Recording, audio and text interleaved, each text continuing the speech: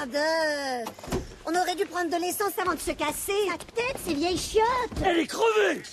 Viens t'en acheter une autre, hein. On va faire du stop et puis on va aller vendre un ou deux de tes bijoux, mon piété. Allons, salaud, je ne touche plus à ma bijouterie. Je vais enterrer mes bijoux chez Dame Béatrice et m'en vais les garder pour mes bâtards. T'es dingo, faut tout claquer. Ça sert à ça, le pognon. On va aller se mettre les orteils en éventail au soleil à Saint-Tropez.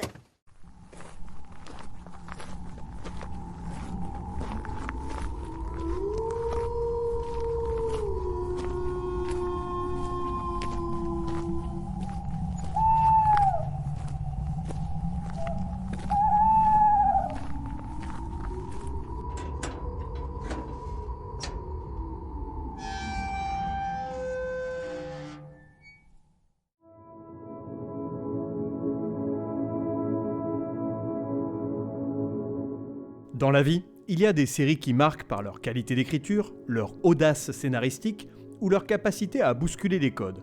Et il y a Sous le soleil. Véritable institution des années 90, cette série française nous plonge dans un Saint-Tropez que Louis de Funès ne reconnaîtrait pas. Aujourd'hui, je te propose de revisiter Plage à vendre, le tout premier épisode de cette saga tropézienne. Prépare-toi à un voyage fait de clichés, de musique improbable et d'intrigues haletantes, ou pas.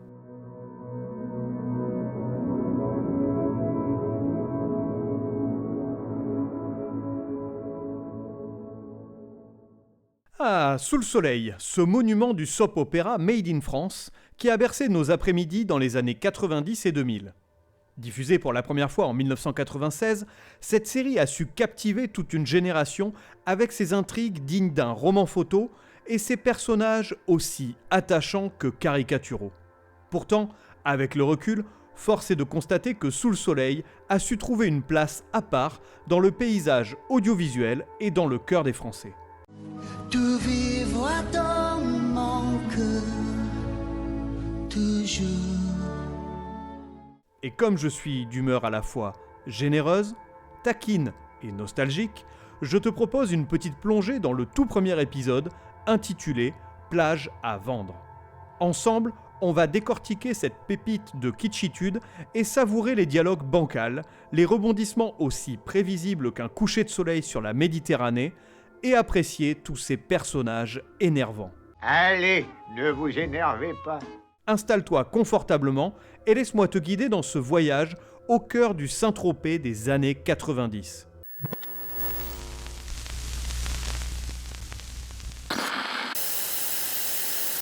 L'épisode s'ouvre sur le générique. Et quel générique!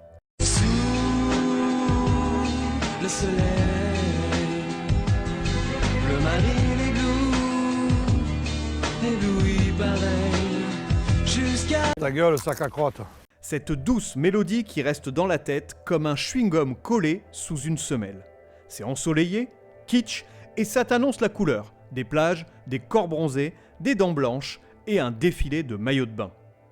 Mais, attends, il y a un problème. Ce générique, c'est un résumé spoilant allègrement toute la saison. Les visages des personnages, leurs intrigues à venir, les nouveaux personnages, leurs trahisons, les amourettes... Tout est balancé avant même le premier dialogue.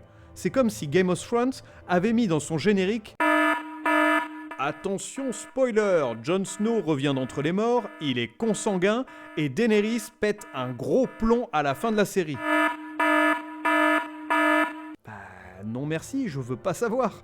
Ajoutons à cela la fameuse musique dont je te parlais un peu plus tôt, qui pourrait être utilisée comme méthode de torture dans les pires endroits du monde. Mais qu'est-ce qui se passe? On torture ici? Ta gueule, main sur la tête, le pédé, balance ton nom. Je pense. Général, je pense. On peut quand même noter que les images de corps sculptés sur la plage ont réussi à hypnotiser toute une génération d'ados dans les années 90 et début des années 2000. Franchement, qui peut résister à ce combo de porno soft et de promesses de drame? Qui? Le générique à peine terminé, nous sommes directement plongés dans l'action. Ou plutôt dans une démonstration nautique sortie tout droit de la route du Rhum de 1996. Grégory, le beau gosse aventurier, fait son entrée en catamaran, cheveux au vent, bronzage impeccable, sourire immaculé. Tout cela crie « Hé, regardez-moi, je suis le rêve incarné, le gendre idéal, le roi de Saint-Tropez !» Tu sens dès les premières secondes que Greg n'est pas là pour faire de la simple figuration. Il veut marquer son territoire, et quoi de mieux qu'un bon gros bateau, surtout quand il précise « Je vais avoir besoin d'une grande place pour mon gros bateau ». Traduction : je veux qu'on me regarde, je suis important. Mon bateau est plus grand que le tien, et donc tu sais ce que ça signifie. Subtilité zéro, mec. Greg, c'est le genre de type, j'en suis certain, qui arrive en boîte en criant « Je paie ma tournée à tout le monde !» tout en espérant que son ex est dans le coin pour le voir. Bah spoiler alerte, elle est dans le coin ton ex, mec. Et puis, il y a cette petite touche musicale en fond. Une espèce de mélodie ensoleillée qui te dit qu'il va y avoir des cœurs brisés dans toute cette histoire. On comprend donc qu'il est là pour secouer la tranquillité apparente de Saint-Tropez. Un cyclone au style marin breton, si tu veux. Ils ont des chapeaux ronds, vive les Bretons. Dans la scène suivante, nous voilà transportés sur une terrasse luxueuse, où la bourgeoisie tropézienne semble s'y retrouver. Laure, notre héroïne au brushing parfait, est en pleine séance de mondanité en compagnie d'Alain Dulac, son futur époux. Bien un nom de bourgeois qui mérite qu'on s'y attarde un peu. Tas de petits bourgeois, c'est à cause de gens comme vous que ce pays est mort. Vous êtes des larves rampantes. C'est franchement le genre de patronyme qui transpire la vieille aristocratie et te donne envie de l'appeler Dudu, juste pour le faire redescendre de son piédestal. Et il a la gueule de l'emploi, il a vraiment la gueule qui va avec le mec. Entrez, regardez-moi ça. C'est pas la plus sale gueule que vous ayez jamais vue. Comment le trouvez-vous? Ça, je dois dire qu'il a une sale gueule. Et là, attention, moment solennel. Alain sort une bague de fiançailles et la glisse au doigt de Laure. En réponse à ce geste symbolique, plein d'amour, Laure lui rétorque alors. Elle est magnifique. Je t'adore. Bah déjà, je peux te dire que ça commence mal. On adore un ours en peluche, le pâté de campagne de ton oncle, ou le cupcake de la voisine, une décoration quelconque, ou Nicolas Cage, si tu veux. Mais on ne dit pas à son mec « je t'adore » quand il officialise avec ce geste symbolique votre futur mariage. Mais oui, c'est vrai, tu as raison. Et la scène se poursuit. Les parents de Laure font leur entrée. Des caricatures ambulantes de la grande bourgeoisie. Des poteaux à l'autre baltringue de Bernard Arnault, probablement. Oh, mais quel connard, ce type! On les imagine déjà en train de discuter de leur dernière acquisition de yacht ou de l'excellence des jeunes énarques de nos jours. Enfin, pour conclure cette scène riche en clichés, Sandra fait une entrée remarquée. Ah, Sandra, incarnée par Mallory Nataf, dite la sans-culotte. Ah, voilà la petite coquine. Elle convie nos deux tourtereaux à une fête prévue le soir même, en l'honneur du retour de Grégory. On enchaîne et on se retrouve devant un lycée, avec l'arrivée d'un autre personnage important de la série, Louis Lacroix, le petit frère de Grégory. Sans attendre, il se fait renvoyer par sa prof qu'il se permet d'embrasser avant de partir triomphant. Outre le fait que le personnage est de suite agaçant en mode artiste incompris, rebelle dans l'âme et beau gosse qui humidifie toutes les culottes à 100 mètres à la ronde, on est d'accord pour dire que ce lycée doit avoir le plus mauvais taux de réussite au baccalauréat. Ils ont tous 25 ans de moyenne d'âge. Pour qu'un jour j'ai une chance d'avoir mon bac, il faudrait qu'on supprime les épreuves. Ou alors qu'on tire au sort le nom des reçus, sinon... Nouvelle scène avec l'introduction du père de Louis et du lieu mythique de la série, le bar de la plage. Moment parfait où Louis décide de nous offrir une démonstration de ses talents de joueur de billard. Et là, je dois avouer qu'il m'a bluffé. Le mec rentre toutes les boules comme s'il était le zizou de la discipline. Ouais, référence de vieux, j'avoue.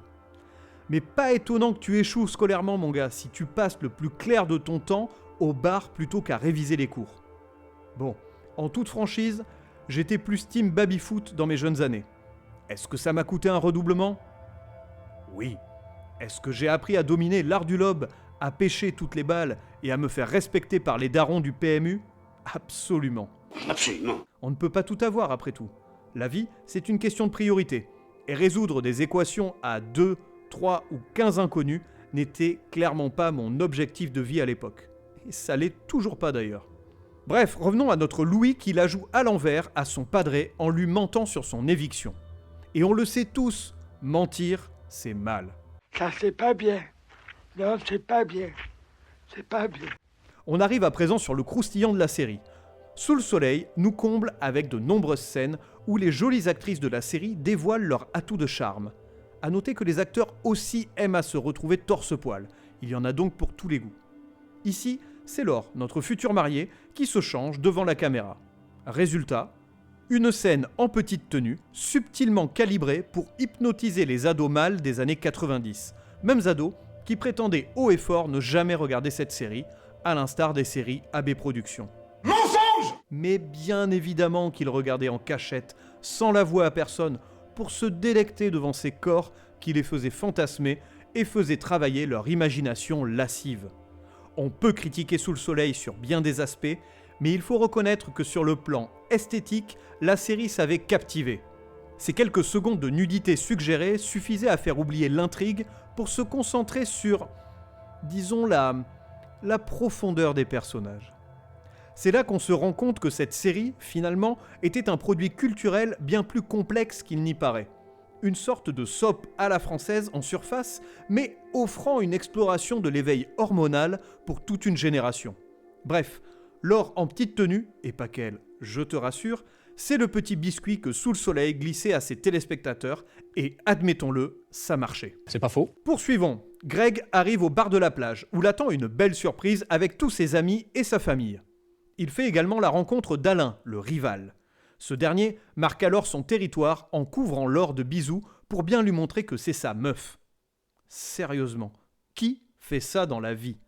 C'est complètement louche. À ce stade, autant lui pisser dessus. T'es pas un chien, mec, elle n'est pas ta propriété. Retiens-toi, bordel. Quel mufle. Alors que la fête bat son plein, bon, ils ne sont plus que 6, la production s'étant débarrassée des quelques figurants par manque de blé certainement, le père de Louis et Greg annonce qu'il a trouvé un acheteur pour le bar de la plage.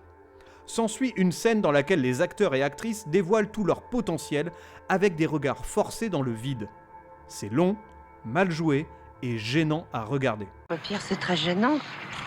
Comment pouvez-vous regarder une chose pareille ? Le lendemain, prise de bec entre Louis et son daron. Louis ne veut pas vendre la plage.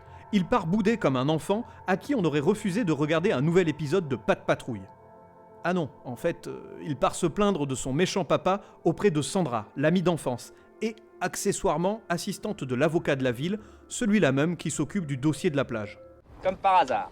Ça tombe bien, elle va aider Louis à garder la plage en jouant de ses charmes, car comme par hasard, le maître semble avoir l'élastique du caleçon qui le serre un peu trop quand elle est dans les parages. Oh mon petit lapin. Je porte. Espèce de gros pervers ! Après un rapide détour sur le bateau de Greg où Louis déballe son soi-disant plan, toujours aussi flou d'ailleurs, car à part pleurnicher auprès de Sandra, il ne fait rien de concret. Donc maintenant, nous voilà chez les parents de Laure.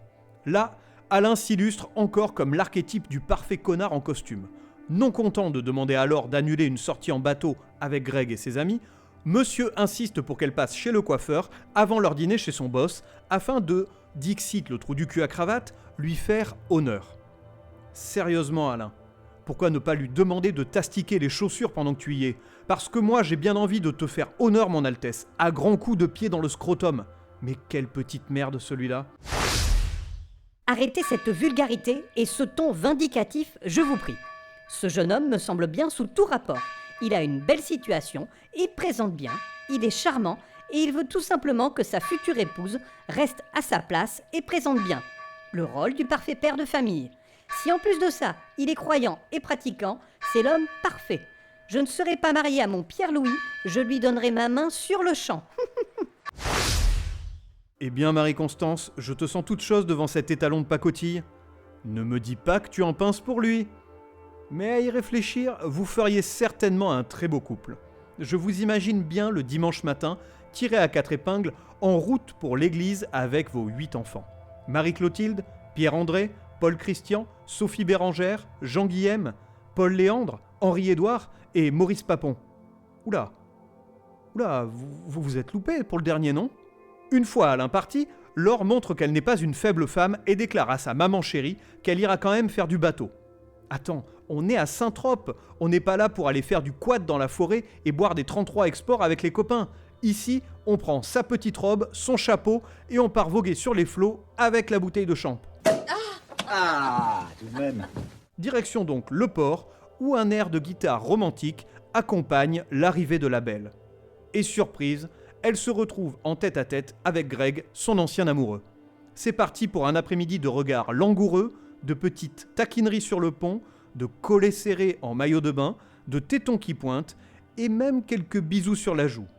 C'est aussi mignon que dérangeant tout ça. Pendant ce temps, le fameux plan de Sandra et Louis se dévoile sous nos yeux ébahis, ou pas. Ouais, disons-le de suite, ce n'est pas du Machiavel, mais plutôt du niveau CE1. Leur idée, faire croire aux futurs acquéreurs de la plage que le lieu est pollué. Et comment, me diras-tu ? En mettant de la mousse dans l'eau. Oui, oui, Louis a versé du savon ou un quelconque détergent dans la mer. Espèce de gros con de pollueur, Louis. Et voilà qu'en plus de tout le reste, il pollue les océans.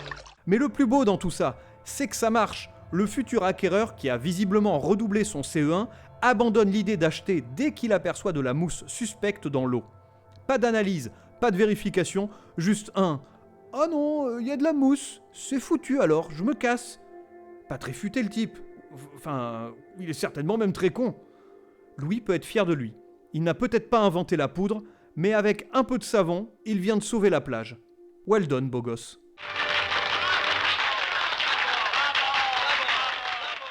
Bon, et du côté de chez Laure et Greg, est-ce que ça chauffe ? Oh que oui, mon doux coquin. De retour chez les parents de Laure, la tension atteint son paroxysme dans la cuisine. Oui, dans la cuisine. Avec un tout mignon baiser volé. Ils sont quand même choupinés, ces deux-là. Oh, qu'ils sont mignons. En attendant, et pour notre plus grand plaisir, le triangle amoureux est officiellement lancé. C'est parti pour les sempiternels clichés du genre avec crise de larmes, trahison, incertitude, rebondissement vu et revu, etc., etc. Et ça ne manque pas, les clichés sont bien là. Alain, monsieur Costard, qui préfère ses réunions Teams. Non, on était plus sur du PowerPoint à l'époque. Bon bref, il préfère ses réunions à sa fiancée. Greg, le bad boy romantique à l'esprit libre sur son bateau. Et Laure, oscillant comme une girouette dans une tempête. Incapable de savoir si elle veut l'assurance matérielle ou les frissons de l'aventure. On enchaîne les poncifs du genre, que veux-tu ? Mais voilà, la passion finit par l'emporter. Laure et Greg passent à l'acte, mais sans rien nous montrer. Quel dommage. Eh oui, c'est bien dommage. Mais une fois les jambes ayant retrouvé le plancher des vaches, Laure est plus perdue que jamais. As-tu les témoins, ma coquine, tout à l'heure, quand ton matelot se servait de son sextant pour te mesurer l'angle entre les parois du vagin ? Vous êtes un vulgaire. Ouais. Pardon, je me suis un peu emporté. Ouais, je m'excuse. Excuse-toi mieux que ça. Pardon, je te prie de m'excuser. Pardon, mon doux Seigneur. Pardon, mon doux Seigneur. Greg, lui, il en a marre, et il lui balance un ultimatum digne d'une mauvaise comédie romantique. C'est moi ou Alain. Bon, je te passe les détails car ce n'est pas très intéressant. On s'ennuie, on n'y croit pas une seconde, et ça surjoue à fond. Nouvelle scène. La tension monte entre Louis et son père. Ce dernier a enfin découvert que son fils passe plus de temps à se la jouer rebelle qu'à étudier. C'en est trop pour lui. Il décide de l'envoyer à Lyon pour faire un stage dans une entreprise. Allez hop, tu passes des salles de classe à manger tes crottes de nez au monde du travail avec des tableurs Excel et des tickets resto. Ça te fera les pieds, sale branleur. Va te faire voir, branleur. Mais Louis le rebelle, on n'est pas au niveau de Lorenzo Lamas quand même, ne l'entend pas de cette oreille et tel un ado de 13 ans lui tourne le dos et le menace de se suicider. Je me sens déprimé, tellement déprimé. J'ai une mère, pas de père, personne à qui parler. Moi, j'en peux plus, c'est vraiment trop dur. Mon âme crie, je vais me suicider, c'est sûr. Le chantage émotionnel, on sait tous que c'est toujours la solution payante. C'est bien gamin. Ce gamin est insupportable. Bien évidemment, il file chez son amie Sandra pour lui demander de l'aide. Et t'as bien eu raison, mon grand bonnet, car c'est bien elle qui va te trouver une solution. La solution. Mais patience. Patience, mon ami. Pendant ce temps, Alain le Bourge découvre le poteau rose. Non, Laure n'était pas chez le coiffeur, pas chez l'esthéticienne, pas chez Camailleux. Ah, les clichés vont bon train par ici. Moi, je trouve que vous êtes un vrai connard. Et il sait bien où elle était. Ni une ni deux, il saute dans sa Peugeot décapotable rouge, le cliché vivant du petit peigne-cul détestable des années 90, ce mec. Et il se rend au port pour régler ses comptes avec son rival en marinière. Et oui, on ne lui fait pas à l'envers. Il a de suite compris que Laure avait encore des sentiments pour son ex, le Captain Iglo. C'est parti pour la confrontation. Alors, Détends-toi le slip de suite, on n'est pas dans un épisode de Sons of Anarchy. Pas de bourre-pif au programme. Non, ce petit fourbe de Neuilly la joue à l'envers à Grégory en lui rendant le collier qu'il avait offert à Laure. Mais le vrai coup de grâce réside dans sa réplique de fourbe. Laure m'a demandé de te dire qu'elle ne veut plus te voir. Greg ne veut pas y croire. Mais on sent qu'il s'avoue vaincu. Il faut bien l'avouer, sur l'échelle des coups de pute, Alain le Nanti a atteint le dernier barreau. Où t'as dégoté cette espèce de fils de pute? Dans le même temps, Papa Lacroix convainc son fils de rester à Saint-Tropez. Comment me diras-tu? J'en sais foutre rien.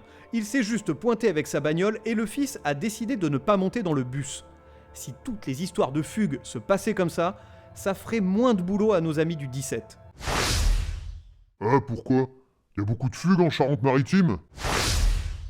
Oh putain, alors toi t'es con. Je ne parle pas du département 17, mais du numéro pour appeler les flics, le 17, le 1 et le 7. Je t'attendais sur ces histoires de meufs en petite tenue et maillot de bain, mais pas sur ça. Non pas que je sois déçu, mais juste surpris par tant d'inventivité. Vous êtes très surprenant, monsieur Saquet. Bon, retour au port où on se retrouve avec la plus belle scène de l'épisode. Laure débarque en taxi pour retrouver son amour de toujours. Enfin, la fin heureuse que l'on a toutes et tous attendue est là. Mais non. Mais que voit-elle? Une vision déchirante, mon ami. Greg, debout sur son bateau, disparaît lentement à l'horizon, le soleil couchant en arrière-plan. Les larmes perlent sur le visage de Laure. Et nous, pauvres téléspectateurs et téléspectatrices, on a presque envie de lui dire « C'est bon Laure, pleure pas, tu vas le revoir dans l'épisode 2, on le sait tous !» Le tout est magnifié grâce à une musique espagnole de toute beauté. Il faudra m'expliquer par contre la bande-son de cet épisode, et sûrement de la série.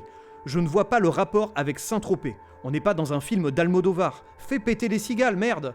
Où est ce foutu accordéon sur fond de bruit de boules de pétanque qui s'entrechoquent? Pastis partant bleu. Pastis délicieux. La bande-son part complètement en vrille. Non mais attendez, c'est n'importe quoi. Et voilà, on touche enfin au but en découvrant le fin mot de l'histoire sur la vente de la plage. Dans le bureau de l'avocat, Sandra dévoile ainsi qu'elle a acheté la plage, elle devient donc la gérante, et elle annonce dans le même temps qu'elle quitte son poste. Prenons un peu de recul sur cette scène, car j'ai plusieurs questions avec peut-être quelques réponses à te soumettre. Déjà, pourquoi rachète-t-elle la plage? Bon, ça, on peut le comprendre. Sandra est visiblement la seule ici à avoir un cœur, et elle sauve le symbole de leurs jeunes années folles à faire les 400 coups. Ça passe encore. Mais comment? Sérieusement, avec quel argent tu peux faire ça? La plage doit valoir 12 reins, 6 bras, une cornée, 50 ans de SMIC et quelques brousoufs. Combien? À bien y regarder, Sandra a l'air d'avoir encore tous ses organes. Quant au brousouf, ce n'est certainement pas avec son salaire d'assistante qu'elle a pu les dégoter. Donc, mystère total. Mystère. Pourquoi démissionner? Ah oui, ça ok, son patron est un bon gros pervers qui n'attend qu'une chose, se choper son assistante sur le bureau. Donc ça passe, on se casse de chez le vieux lubrique, ok. Par contre, pourquoi terminer par un striptease en ôtant sa veste de manière aussi ridicule et ainsi afficher ostensiblement cette magnifique paire de seins dans ce haut ultra moulé? Si tous les hommes avaient ces seins rebondis, ce sillon mammaire impeccablement dessiné, ces tétons qui pointent à la moindre émotion, à la moindre brise, ces tétons que l'on a envie de mordiller, ces mamelons Calme, bon Dieu. Alors peut-être pour montrer au pervers qu'il n'y aura jamais accès, mais c'est un peu jouer avec le feu, ne trouves-tu pas, ma petite Sandra? Bon, tu comprends bien, autant de questions auxquelles je n'aurai pas de réponse. Mais comment vais-je faire? Comment? Ne vous inquiétez pas. Dès que vous aurez franchi cette porte, vous retrouverez le moral. Terminons avec une dernière scène au bar de la plage. Quelques travaux plus tard, le lieu est enfin prêt à ouvrir ses nouvelles portes et à accueillir de nouvelles intrigues aussi passionnantes que de regarder une personne constipée sur les toilettes. En attendant, le moment est parfait pour notre Roméo du 16e qui propose que la fête de son mariage se déroule ici même. Mais sous ses yeux de chien battu, Laure, notre tragédienne en chef, se rue en pleurs dans les bras de Sandra. Oh, mais que se passe-t-il? Mais que se passe-t-il? Oh, mais qu'est-ce qui se passe? Pourquoi pleure-t-elle? Où est Grégory? Pourquoi Louis n'a-t-il toujours pas son bac à 25 ans? Alain a-t-il toujours été un gros con? Et surtout, pourquoi ai-je regardé cet épisode jusqu'à la fin ? Tant de questions auxquelles tu n'auras pas de réponse ici même, car je ne suis pas fou, je n'irai pas voir la suite. Et c'est le générique de fin. Le soleil, le marine. Ça suffit maintenant! Voilà, fin du premier épisode de Sous le soleil, cette pépite télévisuelle où les clichés s'enchaînent à un rythme effréné et où la bande-son semble avoir été choisie par un fan absolu de flamenco. Avec ses dialogues risibles, ses personnages qui sont des caricatures sur pattes et cette mise en scène qui rivalise avec un clip des années 90, la série nous offre un bon condensé des séries françaises de l'époque. Malgré tout, Sous le soleil possède ce petit quelque chose d'indéfinissable qui la rend étrangement attachante. Est-ce le charme de Saint-Tropez, l'attraction pour tous ces beaux personnages ou la nostalgie des après-midi canapés devant TF1 le samedi ? Peut-être un peu de tout ça, ou tout simplement ce besoin masochiste de se faire mal en regardant des séries à la fois niaises et inintéressantes tant les clichés pleuvent. Et toi, quel est ton rapport avec Sous le soleil ? Quelle est ton expérience ?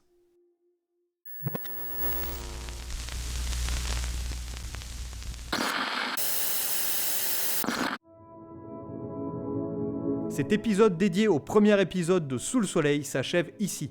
J'espère que ce format t'a plu. Sache que si tu n'as pas écouté les épisodes précédents, j'avais traité 2 autres séries sur le même principe, à savoir Le Rebelle et Manimal. Je t'invite à venir me partager ton amour ou ta haine pour Sous le soleil. Tu peux te rendre sur le site de la Crypto-série dans la partie commentaires ou me retrouver sur les réseaux sociaux, Instagram, TikTok, Facebook ou Thread. Tu peux retrouver également tous les épisodes du Son de la Crypte sur toutes les bonnes plateformes de podcast ainsi que sur la chaîne YouTube de la Crypto-série. Je te donne rendez-vous prochainement pour un nouvel épisode du Son de la Crypte. D'ici là, profite de la vie, méfie-toi des Dulacs et bisous.